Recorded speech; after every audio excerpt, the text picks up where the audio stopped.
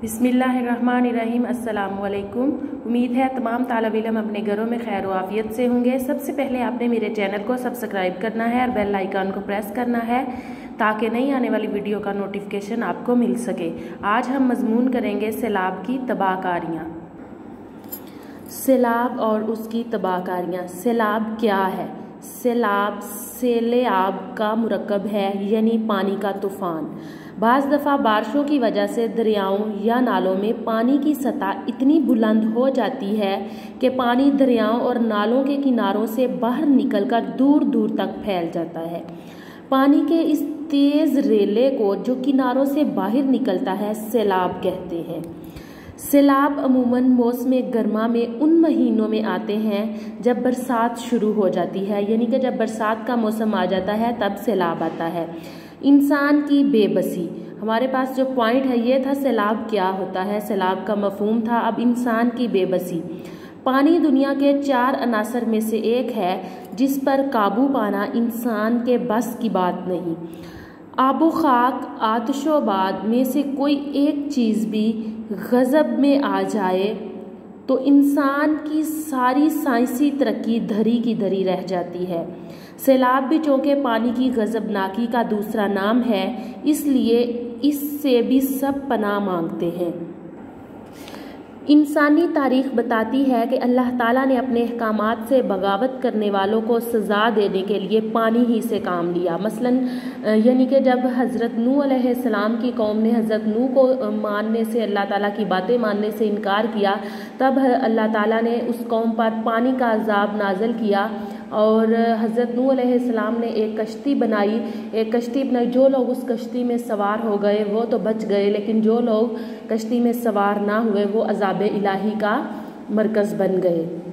तूफ़ान नूह इसी का नाम था, अज़ाब इलाही।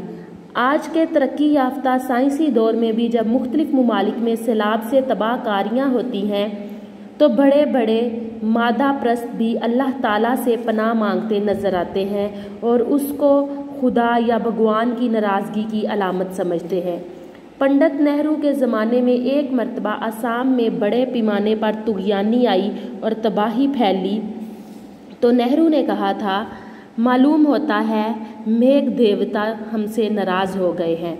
खुदा परस्त बंदे तो हमेशा ही से सैलाब को अल्लाह ताला का गज़ब कहते हैं। अरशाद रुबानी। अल्लाह ताला का ये कानून और असूल है कि वो इंसान को मुख्तलिफ़ तरीक़ों से आज़माता है ताकि वो ये देखे कि कौन इसका शुक्रगुज़ार बंदा है और कौन इसका नाशुक्री करता है। चनाचे कुरान मजीद में इरशाद होता है, हम तुम्हें कुछ खौफ, भूख, मालों की कमी, जानों और फलों की कमी से ज़रूर आजमाएंगे और साबरों को खुशखबरी दे दो। सैलाब के नुकसानात। सैलाब जहाँ कहीं भी आता है तबाही फैला देता है। ये तबाही कितनी ही सूरतों में ज़ाहिर होती हो। ज़रई ममालिक में खड़ी फसलें दरिया बुर्द हो जाती हैं, यानी कि तबाह बर्बाद हो जाती हैं। सैलाब देखते ही देखते खेतों के अलावा मकानों को भी अपनी लपेट में ले लेता है। परेशान और खौफज़दा मर्द, औरतें और बच्चे मकानों की छतों पर पनाह लेते हैं, लेकिन गरीबों के मकान कच्चे होते हैं और वो छतें भी बहुत नीची होती हैं। पानी घरों में घुसकर दीवारों को गिराना शुरू कर देता है। चश्मे ज़दन में हंसते मुस्कुराते फूल जैसे बच्चे पानी में डूबकर मछलियों की खुराक बन जाते हैं। मर्दों औरतों की लाशें, जानवर और हर जानदार चीज़ बेजान होकर पानी पर बहती नज़र आती है।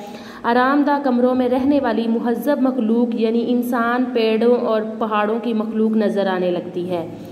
दरियाओं के किनारे आबाद शहरों में सैलाब की तबाहकारियाँ देहात से ज़्यादा हौलनाक होती हैं। शहरों की सड़कें नहरों की शक्ल इख्तियार कर लेती हैं। तूफ़ानी मौजों में इंसानों के साथ इनके लवाजमात, तांगे, घोड़े, बैल, भैंस, बकरियां, मोटरसाइकिलें, कारें वगैरह तमाम गोते खाती नज़र आती हैं।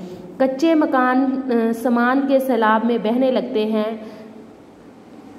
कच्चे मकान सामान के साथ सैलाब में बह जाते हैं। पक्के मकानों में रहने वाले भी खुद को कश्ती नूह के मुसाफिर महसूस करते हैं। खाने पीने की सारी चीज़ें तबाह हो जाती हैं। मैदान हशर का नक्शा सामने आ जाता है। माँ बाप औलाद को और औलाद वालिदैन को और जिगरी दोस्त अपने दोस्तों को भूल जाते हैं। नफसा नफसी का आलम होता है जो एक को अपनी ही फ़िक्र लाहक होती है, यानी कि हर एक अपनी अपनी ही फ़िक्र में मसरूफ़ होता है। वबाई अमराज, मसाइब का ये सिलसिला इन्हीं बातों पर ख़त्म नहीं हो जाता, बल्कि जिस इलाके में सैलाब आता है वहाँ रतूबत बढ़ जाती है, बीमारियों के जरासीम पैदा हो जाते हैं, तरह तरह की बीमारियां फूट पड़ती हैं, हैज़ा फैलने लगता है। भूख प्यास के मारे हज़ारों अफराद हैज़ा की नज़र हो जाते हैं।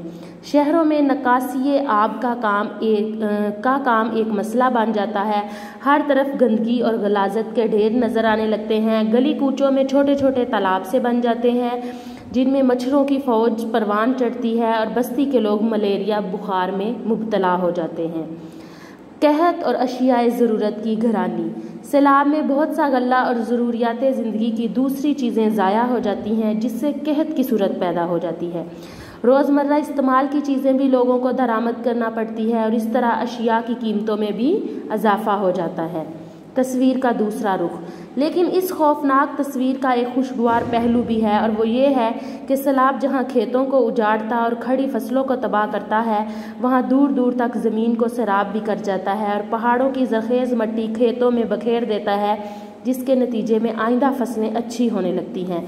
बाज़ औक़ात बहुत सी डूबी हुई चीज़ें उभर भी आती हैं, मगर ये फ़वाइद इन नुकसानात और तकालीफ के मुकाबले में बहुत कम है जिनका सामना लोगों को सैलाब के दौरान करना पड़ता है।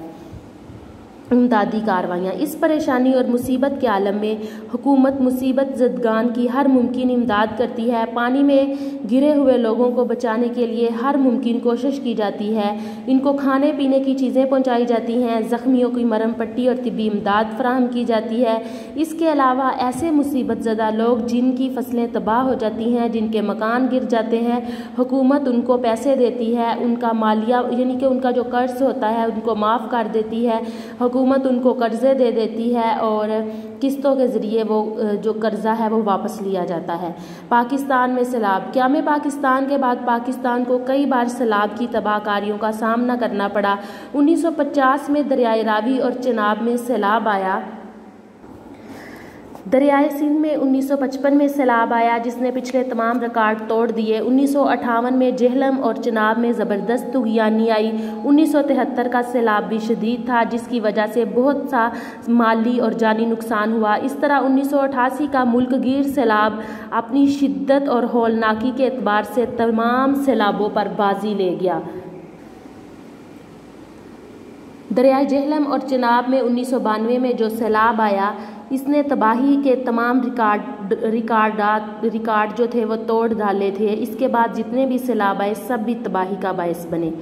सैलाबों की रोकथाम, मुल्की तामीर और तरक्की के लिए सैलाब से बचाव और रोकथाम के लिए हुकूमत मदरजा झैल तदाबीर इख्तियार कर रही है। इतलाती मराकज़ का क़याम, सैलाब के मुतवक्का ख़तरे के पेश नज़र हुकूमत मुतासर होने वाले इलाकों के लोगों को रेडियो और टेलीविज़न के ज़रिए इतला पहुँचा देती है ताकि वो जल्द अज जल्द महफूज मुकामात पर पहुँच जाएँ। सैलाब का महकमा, हुकूमत ने सैलाब की रोकथाम के लिए एक अलग महकमा कायम कर रखा है जो सैलाब की तबाहकारियों से इलाकों और इंसानों को बचाने के लिए मंसूबे बनाता है और अपनी तजावीज़ हुकूमत को पहुँचाता है।